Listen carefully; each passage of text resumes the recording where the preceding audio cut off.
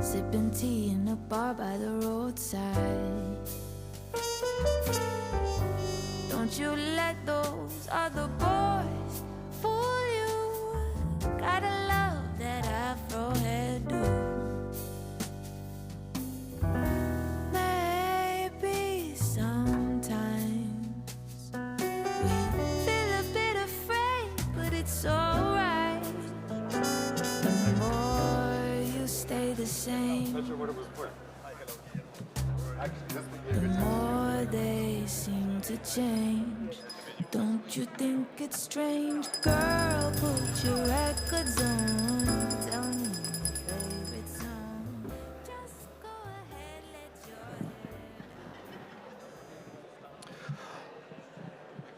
hair. Okay, everybody, we'll get started in just a moment. If you could all please take your seats.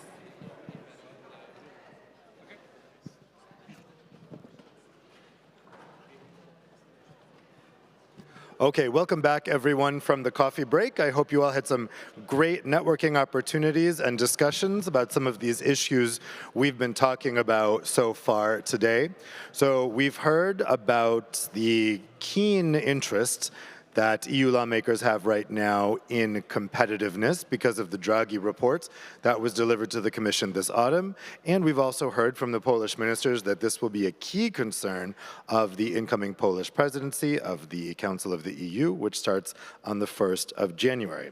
Now, one issue that we heard a lot about this morning is some of the grid needs, particularly from the energy company representatives that we had here with us, that there are a lot of grid needs, and one of the most acute needs is in energy storage. So that's what we're going to be devoting this second panel to. Let me introduce you now to the panelists we have here for this panel. We have Bruce Douglas, Chief Executive Officer of the Global Renewables Alliance. We have Guillermo Antonio Rios Pavia, who is Research Associate at Aurora Energy Research. We have Grzegorz Onchimowski, who is President of the Management Board of PSE. And we have Grzegorz Lot, who is Vice President of the PKEE Management Board and President of the Management Board of Toron Polska Energia. Thank you all for joining us here for this discussion. Bruce, let me start with you to give a kind of overview here.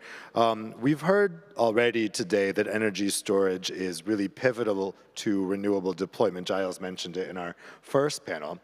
Tell us, why is energy storage so pivotal?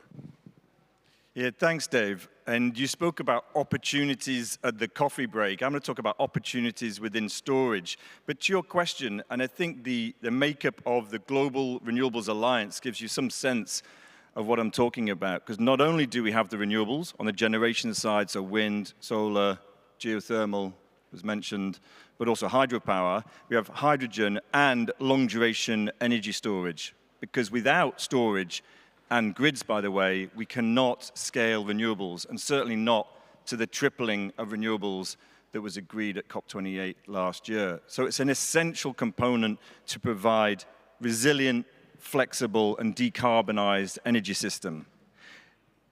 I will later touch upon the targets, because we need to raise awareness about the importance of storage, but also grids. And at COP29, there was a pledge that was endorsed by over 55 countries, touching on how we get to 2030 and the targets within it. Just to finish on the opportunities, and this is deployment in terms of projects, but also manufacturing. When listening to the debates about competitiveness and EU of the next few years, it's crucial that that opportunity for deployment of storage, but also the manufacturing of storage. And I'm talking mainly about long-duration storage, because maybe that battery race has already been lost. Northvolt's bankruptcy just a couple of weeks ago gives you a sense of where we're at in Europe in terms of our competitiveness in battery manufacturing. But that can be an opportunity going forward. Guillermo, let's turn to you next. What would you say is the current situation for energy storage in the EU, and how can it be improved? Yeah, thanks, Dave. So first of all, that's a great question. I mean, there are a lot of things going on basically in the EU regarding energy storage. So I can basically summarize maybe in 3 points. First, about technology, then market, and then policy and regulation. So technology-wise, energy storage can be very different types. As Bruce already mentioned, you have long-duration energy storage. You have, in general, can have thermal storage. We have pumped hydro already installed in many countries since many, many years ago. And we have batteries. Basically, batteries are lithium-ion dominant technology at the moment, mostly coming from China and the supply chain. So battery specifically, I think something I'm going to focus on the market part. Battery prices in this year specifically have dropped quite significantly. One of the major reasons is basically oversupply of batteries in the manufacturing side in China. And that has, in some way, obviously helped the deployment of batteries, but also could create other type of issues, basically, in the long run. The market part. So EU at the moment has around 6 gigawatt of grid-scale battery operational capacity. Most of it is actually in, I would say, Germany, then Italy, Sweden, for example, have a lot of capacity installed in this year. Market-wise, we also have a lot of co-located projects. So basically, we join together solar and batteries, or wind and batteries. Normally, what we have at the moment is mostly solar and batteries in the EU. We are in the rounds of hundreds of megawatts, not reaching the 1 gigawatt yet of operational capacity, but there's a lot of projects coming soon. Market-wise, I think I just want to mention, basically from our energy research, we do a lot of power market analytics. And one of the things we do is forecast also battery capacity, basically. So by 2030, we actually forecast around 50 gigawatts of battery capacity in whole Europe. If we take out the UK, it would basically be around 40 gigawatts or something that we expect by 2030, compared to the 10 gigawatts, 6 gigawatts we have in the EU at the moment. We still have a long way to go. And in the policy and regulation part, there's a lot of things going on in the different member states.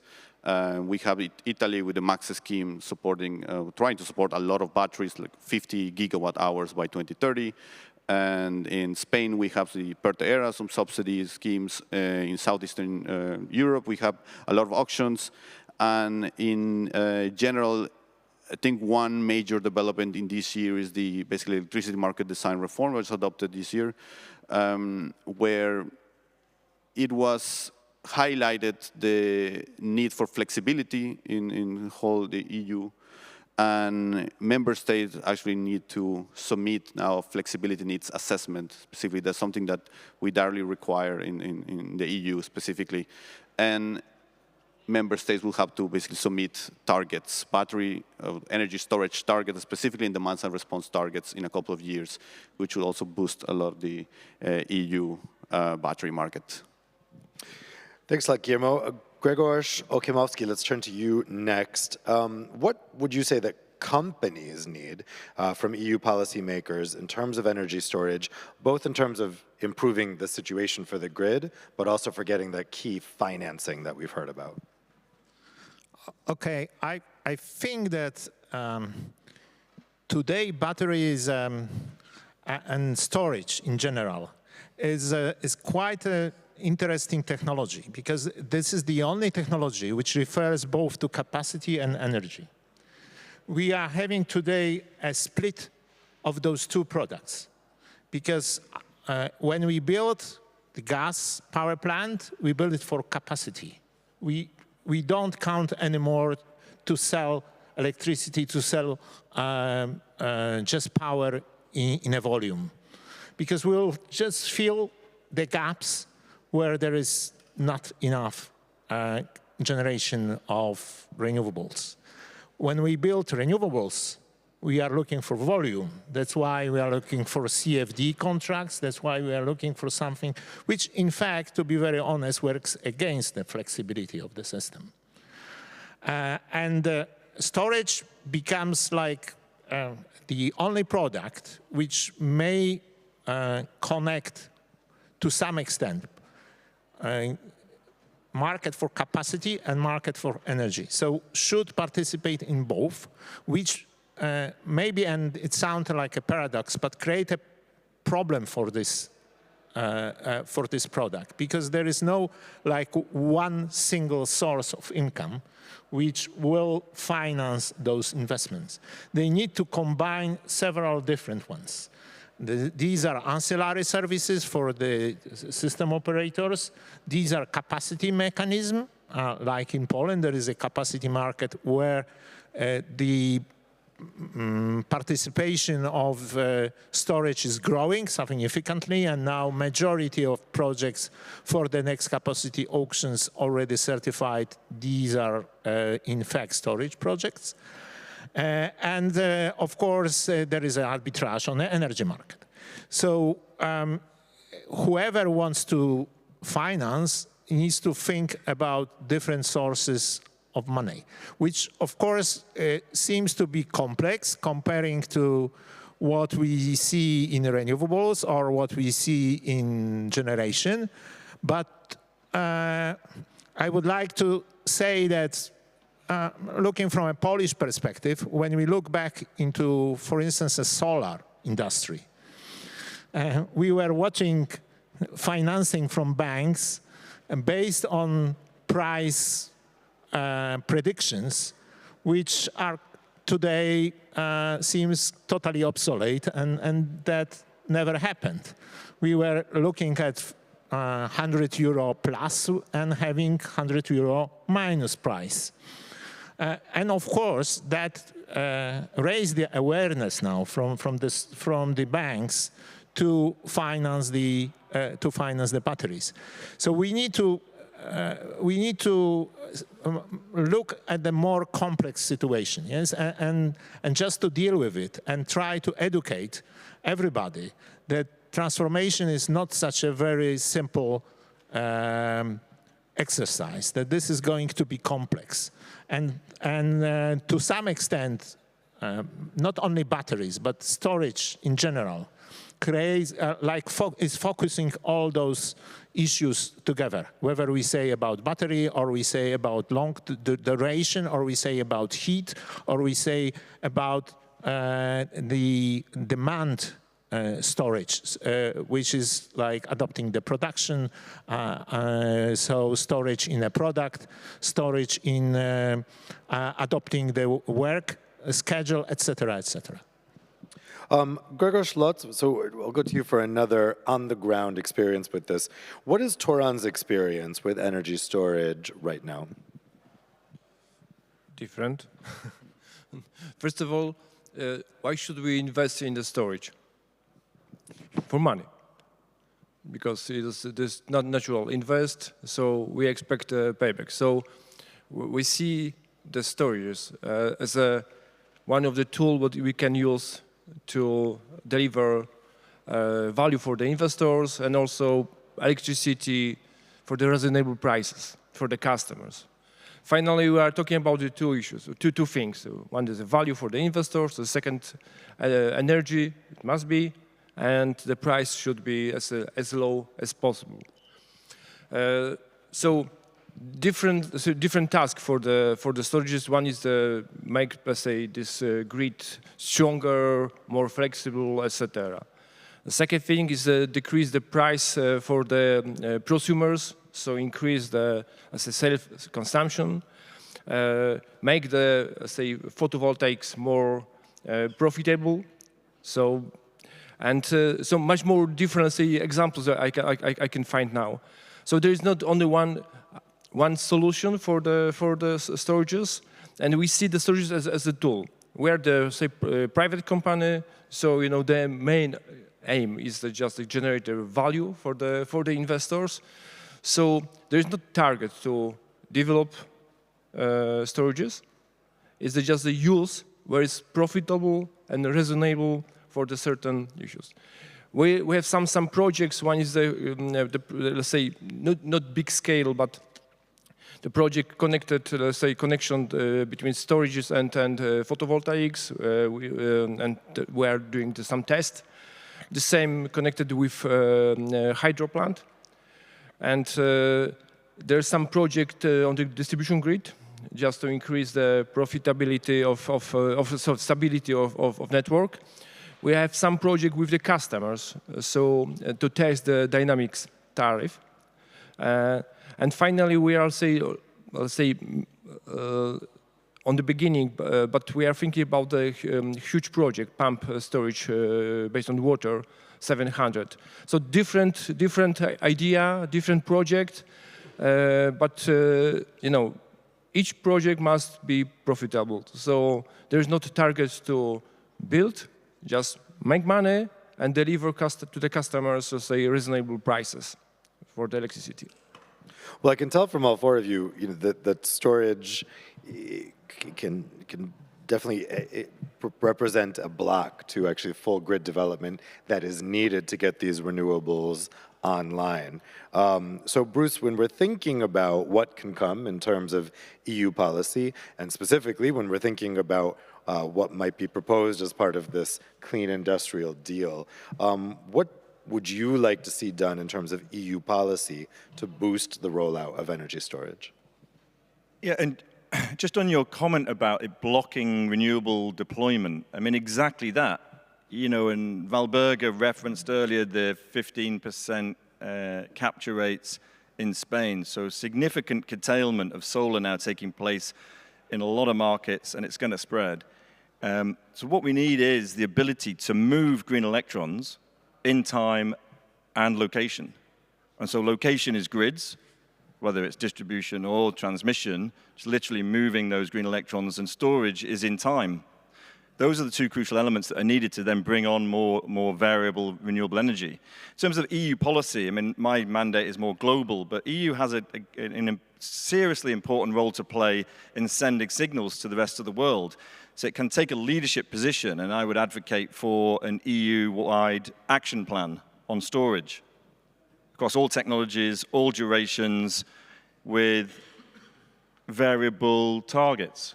So currently, the member states in their NECPs, I understand that only 6 of them actually reference storage in the NECPs, and only 3 of them have specific storage targets. I mean, that needs to be addressed urgently and not wait for any pressure. So, and the final piece is on the flexibility needs assessment, which will probably come out in 2026, but already that first consultation is out, and our concern is that it doesn't address all the durations. So long duration storage is not adequately addressed within it. There's an enormous opportunity to really value flexibility within the power system. That's shocking that only 3 of the NECPs have energy storage targets. Guillermo, with that in mind, and apparently the majority of countries not even mentioning energy storage in their NECPs, I mean, this shows it seems to be a little bit off of national governments' radar, right? What can the EU do to make national governments aware of the needs here? Well, I mean, they have started to address that with the electricity market design reform, like basically forcing the member states to actually look at the flexibility needs, actually do the assessments they actually need to do. And as Bruce was saying, there were already some consultations, and the flexibility needs assessment is very difficult to do basically per each country, each sector, each system, specifically each district you have. And you have a lot of technologies available and coming basically in the next years, like long duration energy storage. Batteries are cheap right now. You have 1 hour, 2 hour, 4 hour, 8 hours. In Italy, they're really hoping for 8 hours.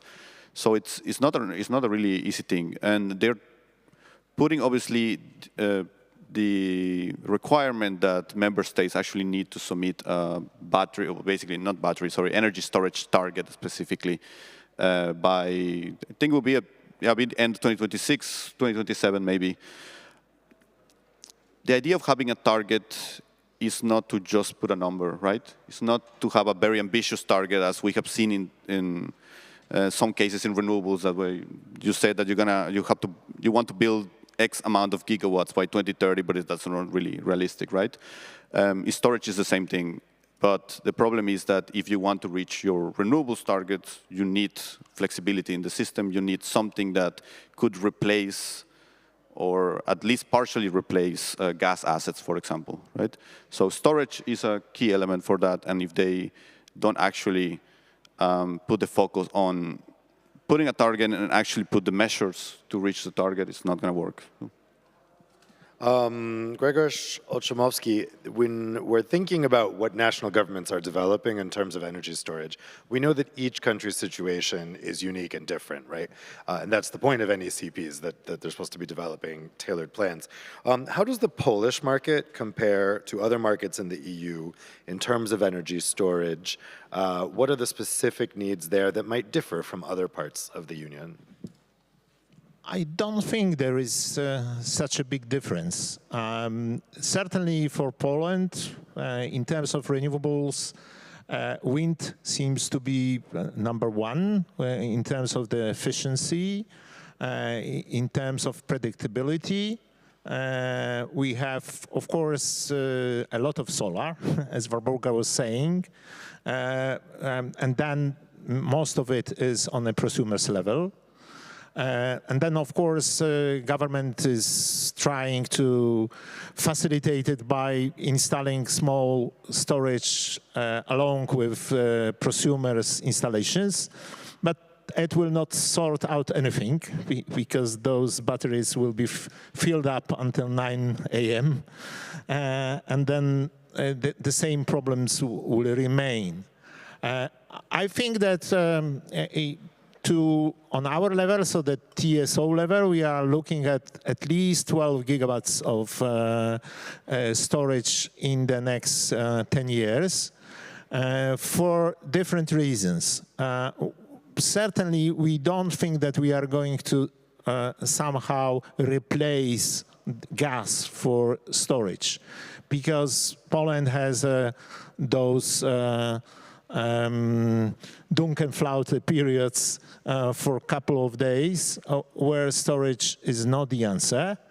But storage is certainly the answer when we talk about ancillary services, when we talk about short-term flexibility, when we talk about duck curve and how to change it, and when we talk about the scheme which we see today, show me the prices of our energy for tomorrow, and I will show you the weather forecast, or vice versa. Yes? Batteries may change this picture, but of course, as I was saying before, it refers both to capacity and energy. In both, they are not silver bullets, but they may help a lot. And in terms of reducing price, for instance, for the competitive ancillary services market, we are thinking that this is going to drop the prices by 70, 80%, which is huge. Yes, because this is a direct cost on the consumer. In terms of energy, I would say most important for us is avoid the big curtailments, mainly by heat. And here, I think this is the only thing which is where Poland is really unique. This is the penetration of the district heating, because we have a very strong district heating sector. And this district heating sector can be enforced by just the surplus coming from renewables in windy or sunny days. So energy to heat seems to be quite a promising alternative in our case. And in this case, even the seasonal storage seems to be an option. Grzegorz Lotz, when we're thinking about some of the barriers that exist in terms of getting this energy storage rolling out, what are some of those barriers in Poland right now? Economy. So this is just a way. Should we, let's say, go to regulation on the free market? So I believe in the free market, so the competition is the best solution to develop each technologies. So now in Poland, we have just a cap for the prices. So it means the investment in the storages and other technologies is limited. So what we need is just simple, smart, and stable legislation. So as managers, we have to know what will happen in the next years, and even in a couple of years.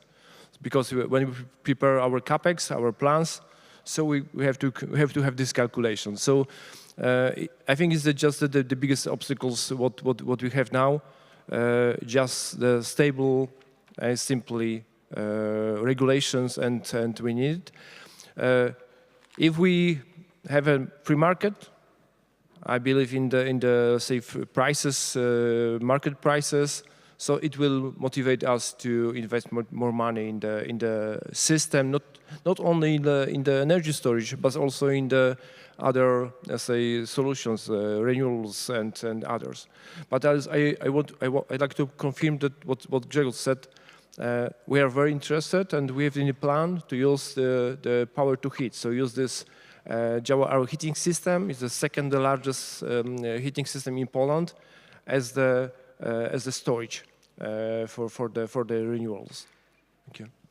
Bruce, what do you see as the main barriers to the deployment of energy storage globally? What's getting in the way at a global level? Well, there's probably three main ones I'll point to. The first one is exactly as just mentioned, is the financing. So, you know, storage and long duration storage in particular is high capex and low opex, as Giles said. It's similar to offshore wind. And so our investors, our developers need long-term visibility on revenues. So secure, stable legislative frameworks and visibility on revenues. That then incentivizes them to invest. So that's the first barrier. And it's typical for large-scale utility projects, long-duration storage. Of course, batteries, and that could be residential or commercial, industrial scale, are so cheap now, and the return on investment is so good that they can be done, you know, without, you know, that necessary policy incentives. But the second, and this is a big one, is thermal. So thermal storage, approximately 44,000 companies in Europe use industrial heat. So that's a massive opportunity again. And a lot of that heat is low temperature heat, because people will say, well, you need gas to replace coal for those industrial processes. Well, a lot of it is below 500 degrees C, where you can use storage, you know, and you can then leverage the renewables. The final one, and of course I'm going to say that, is there's not enough renewables. There is genuinely not enough renewables on the grid in order to power the system, and storage is then required alongside grids to bring on those renewables. So grid connection queues is one thing. I know we're talking about storage, but grid connection queues globally, there's 3,000 gigawatts of renewables stuck in waiting for grid connection. A similar figure for storage at different stages of development. But if we could unlock those through storage, then renewables will come online much, much quicker. Yeah, Guillermo? Yeah. Maybe just to continue on that grid connection queue, actually a lot of energy storage projects are also in the queue. So it's very difficult to keep building renewables. Is also storage. It's having the same issue. And I just wanted to comment on basically another barrier there in regulatory side. So energy storage is obviously not new. I mean, we have pumped hydro for a lot of time, but the way we have storage at the moment for power systems, for example, as Grzegorz was saying, we have basically capacity and energy capacity and energy basically terms for batteries or for energy storage in general, right? So how to handle those storage in the regulatory wise? So that means permitting, licensing in what exactly is a battery? Is it a load? Is it a generator specifically? It's not really agreed upon at the European level or globally. Because basically there are a lot of hurdles that need to be overcome just to trying to explain to the different authorities level, national, state, municipal, whatever, right? So I think that's a very big issue we're having at the moment, because even if you put a national target or whatever national subsidy you want to do, the other dependencies are not really ready for it. Grzegorz Olszymowski, when we're thinking about some of the projects that have worked, right, what do you see as some of the most interesting demonstration projects happening right now in the area of energy storage that can be looked to as a good case example of how to actually get these things moving? I think there are two probably. One is Texas, and half of the storage being installed now globally is Texas. So we look at it as a perfect example of what is happening and how the demand and supply curve may change due to the storage. So yeah, that's one example of let's say mass development. The other is now Australia. Maybe Australia not the best example for Europe in terms of weather and of course especially sun. But again, that shows us quite a significant pace of changing from a very coal-dependent system to a renewable system, using storage as one of the ways to do so. So I think I would say those two, definitely for me. California is another one, probably.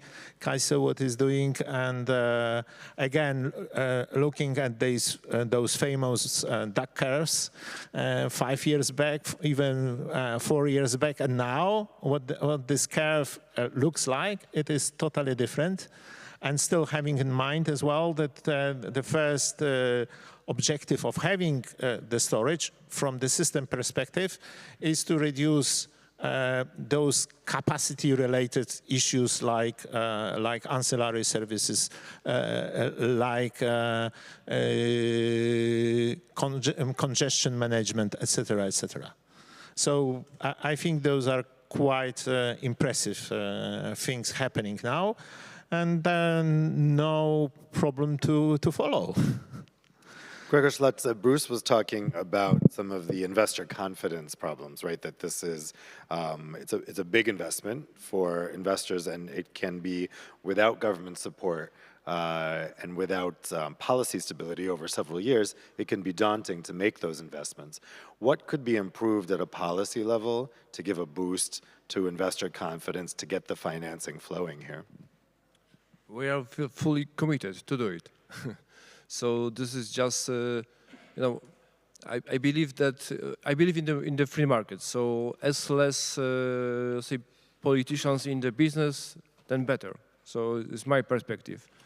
So just stable regulations and just a few years ahead perspective is fair enough to do it something.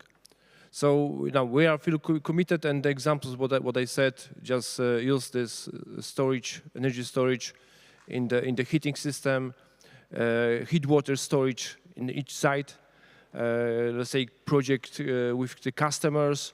So there are a lot of examples what we are what we want to do in the next year or next years.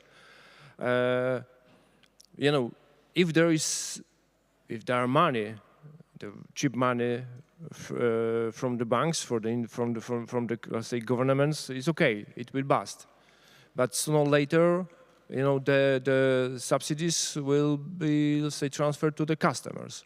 So you know, the main target, from my perspective, is just to give to the customers, to the households, to the business, just the market price, and you know, make this as a competitive advantage for our country, for the Europe, because only, let's say, electrification. So you know, just the bust of the electricity consumption, green electricity consumption, will ensure that the investment in the storage and also in the other technology will be profitable, and finally the price will be on the correct level.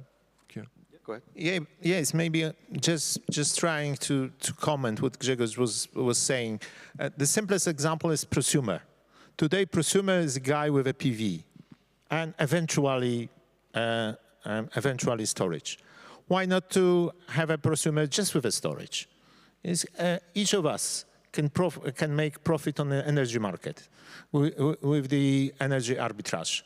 So just to let people make money. Yes, this is one of the ways for the people to understand where the industry is going to. And I think that with the prosumers revolution, I can say this in Poland, with few million people being involved and about million of rooftops, yes. Doing the same with the storage, with the people will support the case of energy transformation much better than anything else. Just to let people be on the same side, yes, as we are. But we have to be very brave. Sometimes it will be hard, because even let's say when we implement these storages for the let's say prosumers, we have in Poland 1.5 million prosumers. So it will mean it means that they will invest in the storages, local storages. They will have changed their let's say behaviors, so the way of consumption, and sometimes they will save. Sometimes they will spend more money. It depends how they will use electricity. But it is also a way how to teach people be, let's say, responsible for themselves. Maybe in the first year it will hard, but in a couple of years our society will be stronger and smarter. So it is the way how to make this also the Europeans and European, let's say, more competitive. Well, somebody likes that. Somebody likes that idea. Yeah, Guillermo?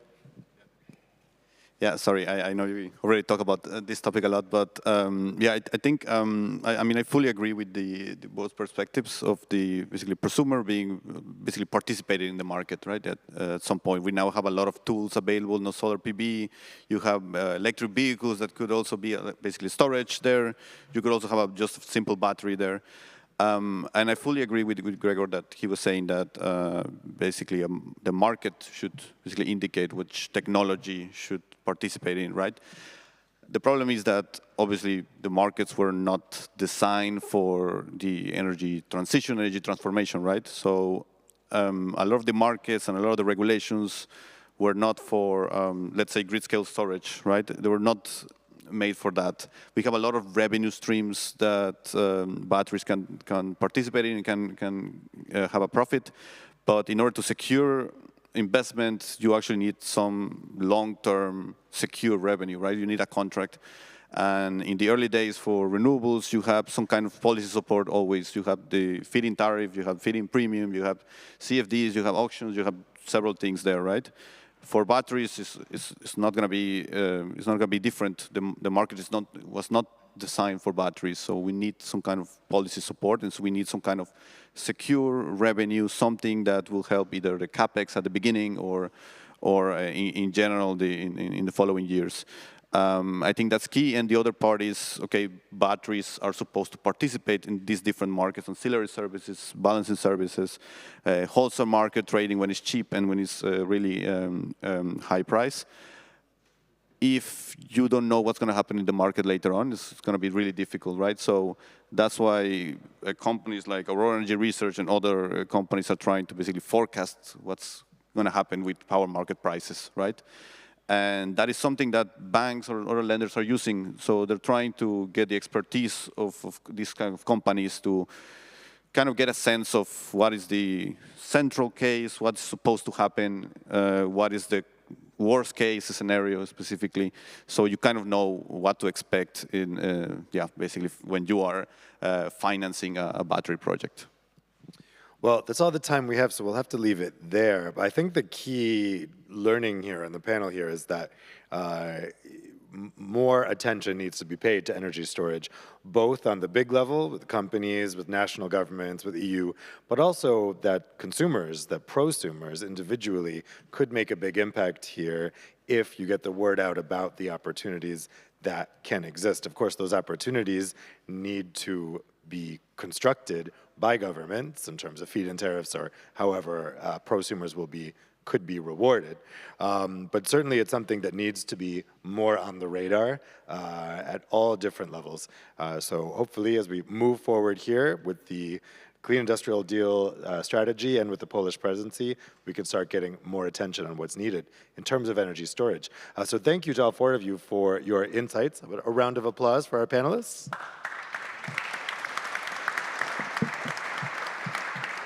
So I'll ask you guys to just hold tight here while we have our closing remarks, if that's all right. We have 2 closing remarks here to get us finished for the day, have some reflections on what we've heard. So I would like to introduce or welcome here to the podium Grzegorz Kinelski, who is Vice President of PKEE's Management Board and President of the Management Board of ENEA.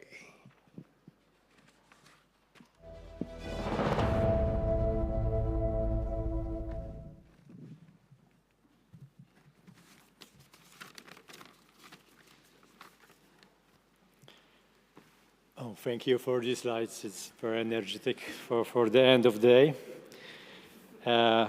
Ladies and gentlemen, I know from experience that a good summary is a very, very short summary.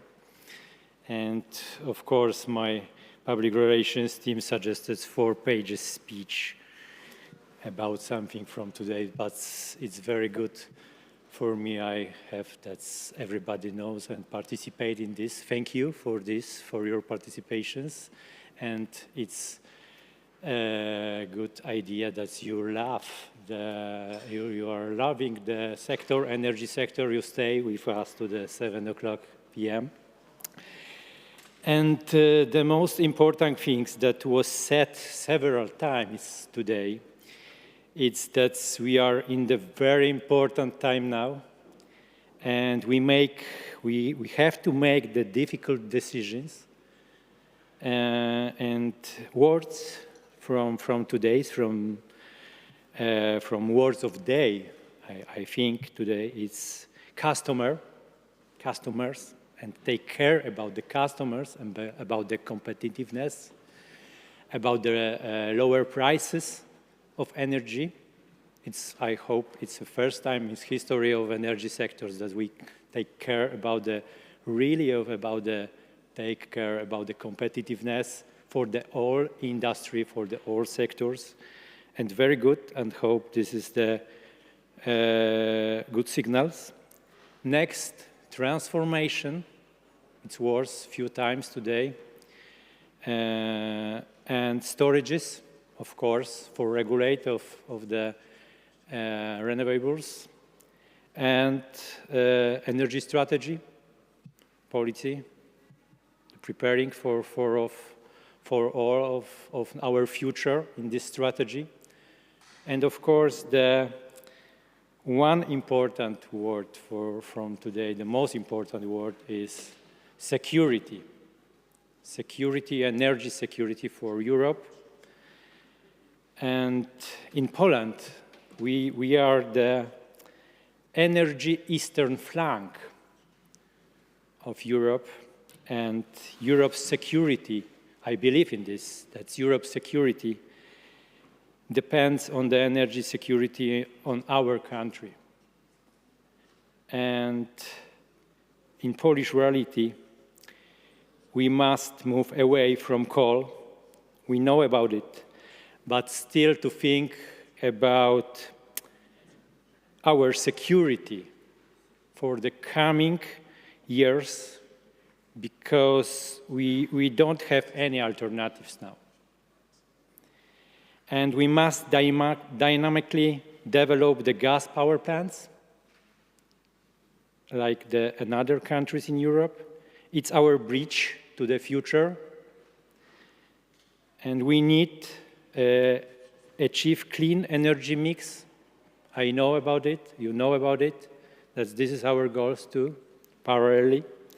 But we need to build more and more renewable energy on land and on the sea, off grids, on grids, because it's our future. That's why we need support and mechanisms such as capacity market and contracts of difference and something like that solutions. We still need this mechanism of financial and investment for this. And for those years when we have capacity gaps for next decade, it's danger for us and for security. We need this mechanism still and continue this transformation process in these directions. And we need to develop energy storages because will help manage renewable energy and regulation of systems and networks. But most important from today, we need the mechanisms such as capacity markets, strategic reserve, or cold reserve energy. I don't know what's the names of the future mechanism for the next decades, but we need it, and exciting for us, it's to be the secure for the next decades. Thank you for our participations in the speech, and all the best to you, and have a nice evening. Thank you.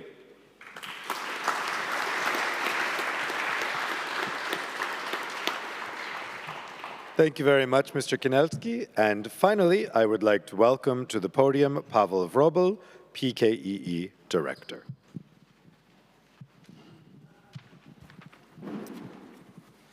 You don't need to be worried. I have only 3 minutes speech. I will start with short personal message. Hello, Brussels. It's good to be back after a couple of years. Ladies and gentlemen, good evening. It's a great honor to address you at the conclusions of our Energy Day, day filled with inspiring discussions. On behalf of the Polish Electricity Association, I would like to extend my thanks to all who made this event possible. First, I want to thank the great team of the Polish Electricity Association. Your hard work, commitment, and professionalism have been the cornerstone of today's success. Thank you. Secondly, to our distinguished guests, speakers, panelists, thank you for sharing your expertise and insights, which have enriched our understanding of the challenges and opportunities ahead. As we wrap up, let's take a moment to appreciate the magic of this historic venue, Bibliothèque Solvay. This is not just a conference hall, but a place of legacy. It was here almost 100 years ago that the legendary 5th Solvay Congress brought together some of the greatest minds of science. Out of 29 participants, 17 were or became Nobel Prize winners. Among participants in 1927 were Albert Einstein, Niels Bohr, Henrik Lorentz, and only one woman, brilliant Polish scientist Maria Skłodowska-Curie, the only person ever who won 2 Nobel Prizes in 2 different sciences. Their debates on quantum theory remind us how collaboration and innovative thinking can change the world. So it's good to remember about this once we are talking about the future of energy transition. Such a setting reminds us that profound change and progress often begin with dialogue, collaboration, and courage to challenge conventional thinking. It's my hope that the ideas born here today will guide us towards more sustainable and secured energy future. As Poland prepares to assume the presidency of the Council of the European Union, let us draw inspiration from both the science that has unfolded in places like this and the art that have shaped our European cultural identity. Science and art together have the power to inspire and to unite, fueling progress and creativity. Therefore, I now would like to invite you all to continue this exchange of ideas at our gala dinner. The evening will feature a live performance of music of Frédéric Chopin, one of the Polish greatest composers. His work symbolizes the harmony and creativity we aim to achieve not only in art, but also in our collective efforts for European collaboration. So thank you once again for being part of this extraordinary day, and I look forward to seeing you at the dinner and the concert. Enjoy the evening. Thank you.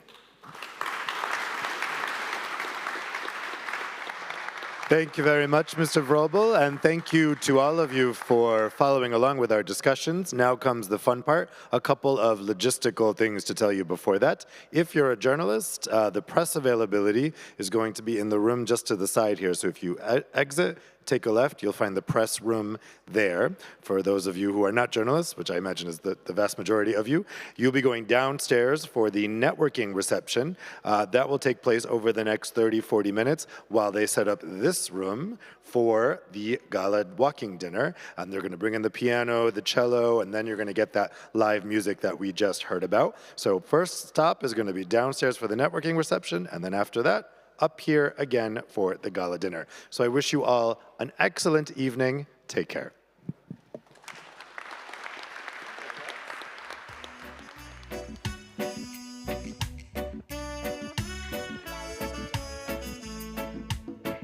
Some guys have all the love. Some guys have all the pain. Some guys get all the praise. Some guys do nothing but complain. Alone in a crowd, on a bus after